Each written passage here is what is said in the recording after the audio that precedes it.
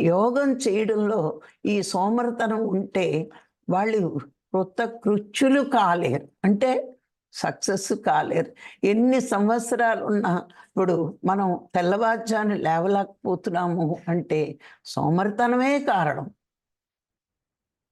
ఆ సోమరితనం లేకపోతే చక్కగా లేచేవాళ్ళం. ఇప్పుడు ఎవ్వరైనా సరే ఏమీ సాధించలేకపోయారు. ఒక వ్యక్తి అన్నీ సాధించగలుగుతున్నాడు అంటే కారణం ఈ వ్యక్తిలో, సాధించిన వ్యక్తిలో సోమరితనం లేదు.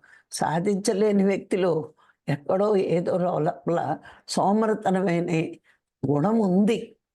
ఆ సోమరితనం గుణం పోగొట్టుకుంటేనే సాధకుడు అత్యున్నత స్థానానికి ఎదగగలడు అని వశిష్ఠుల వారు చెప్పడం జరిగింది. అంటే ఇక్కడ మనకి కొన్ని నియమాలు గురువులు చెప్తూ ఉంటారు. ఫస్ట్ సాధకుల్లో సోమరితనం పోగొట్టడానికి గురువులు ఏం చేస్తారు అంటే సరి అయిన ఆహారం, సరి అయిన వ్యవహారం, సరి అయిన నిద్ర.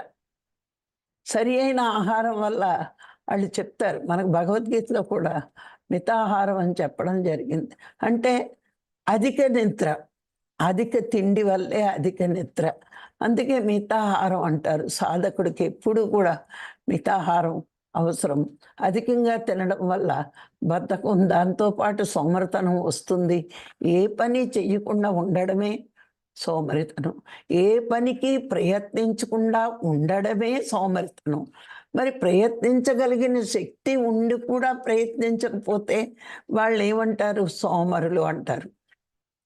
ఇలాంటి వాళ్ళు భగవంతుడి దృష్టిలో చాలా నికృష్టమైన జన్మగా భావించబడతారు పాపులు. ఈ సోమరితనం వల్లే సాధించగలిగేంత శక్తి కూడా ఉండి వాళ్ళు సాధించలేకపోతారు.